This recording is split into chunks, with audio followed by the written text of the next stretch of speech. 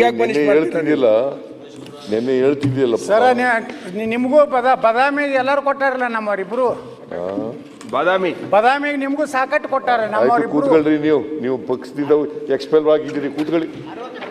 ಅಲ್ಲ ಎಕ್ಸ್ಪೈಲ್ ಆದ್ರೆ ಏನ್ ಸರ್, ಅದಕ್ಕೆ ನೀವ್ಯಾಕೆ ಬೈತೀರಾ? ಅಲ್ಲ ಅವ್ರು ಸರ್ ಅವ್ರು ಎಕ್ಸ್ಪೈಲ್ ಆಗಿ ನೀವ್ಯಾಕೆ ಹೇಳ್ತೀರಾ ಸರ್?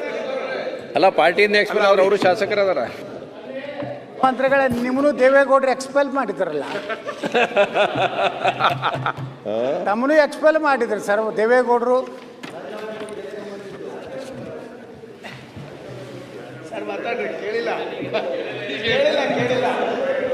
ಸನ್ಮಾನ್ಯ ಮುಖ್ಯಮಂತ್ರಿಗಳೇ, ತಮ್ಮನು ಸಹ ಅಹಿಂದ ಹೋರಾಟ ಮಾಡಿದ್ದಕ್ಕೆ ದೇವೇಗೌಡರು ಎಕ್ಸ್ಪೆಲ್ ಮಾಡಿದ್ರು. ಹೌದು, ಯಾರ್ಯಾರು ಎಕ್ಸ್ಪೆಲ್ ಮಾಡ್ತಾರೋ ಅವ್ರು ಮುಖ್ಯಮಂತ್ರಿಗಳು ಆಗ್ತಾರ.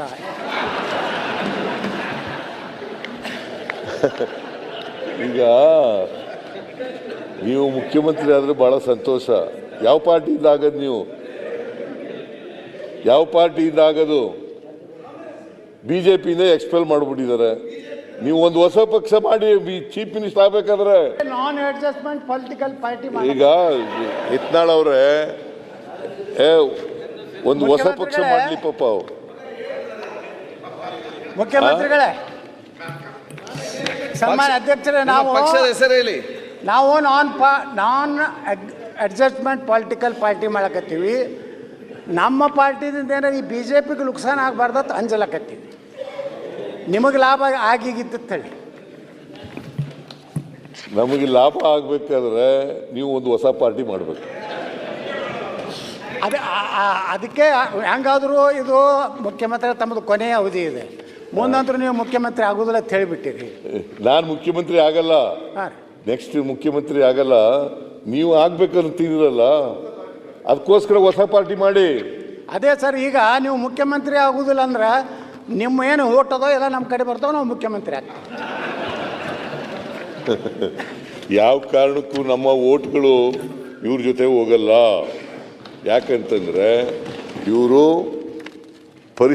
ಪರಿಶಿಷ್ಟ ಜಾತಿ ವಿರೋಧಿಗಳು, ಹಿಂದುಳಿದ ಜಾತಿಗಳ ವಿರೋಧಿಗಳು, ಅಲ್ಪಸಂಖ್ಯಾತರ ವಿರೋಧಿಗಳು.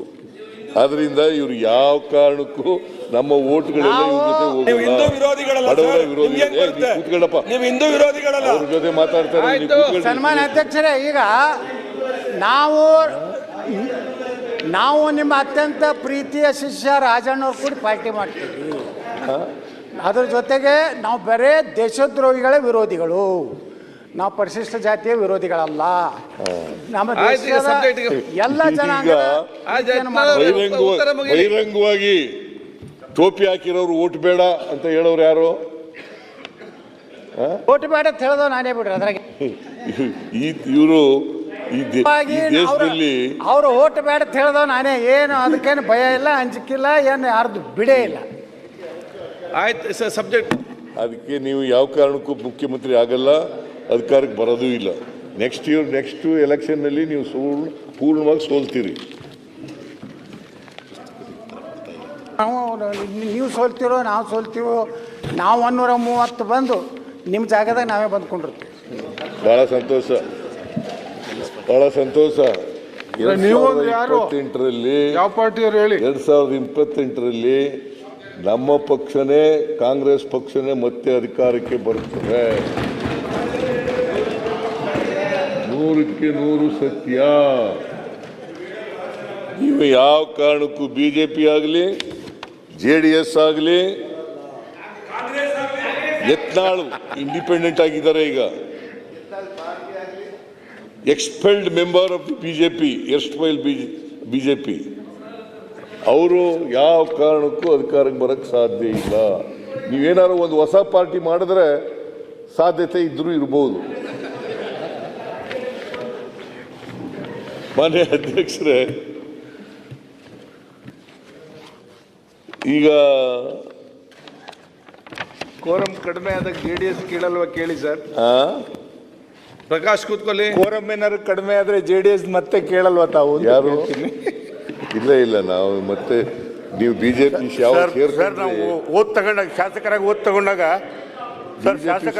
ಮೇಲೆ ನೀವೊಂಥರ ಅಸ್ಪೃಶ್ಯ ಥರ ಆಗ್ಬಿಟ್ಟಿದ್ದೀರಿ. ಸಿದ್ಧಾಂತ ನಮ್ಮ ಹತ್ರ ಇದೆ, ಹೊಂದಾಣಿಕೆ ಇದೆ. ಯಾವ ನಮ್ಮ ಸಿದ್ಧಾಂತ ಸಿದ್ಧಾಂತ JDS ನಮ್ದು ಇದ್ದೇ ಇದೆ.